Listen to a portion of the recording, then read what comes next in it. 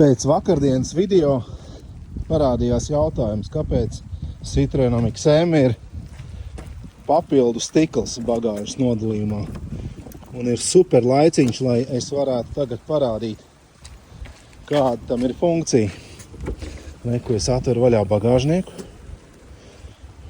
Un valā, iekšā sēdošajiem uz kakla nekas nepūš.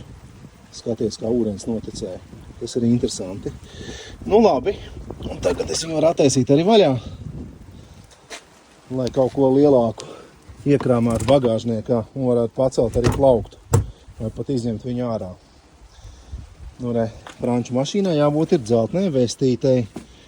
Varbūt mēs viņus drīz izmantosim, kad sāksim protestēt pret degvielas cenām. Vai ne? Tālūk. Citroen XM.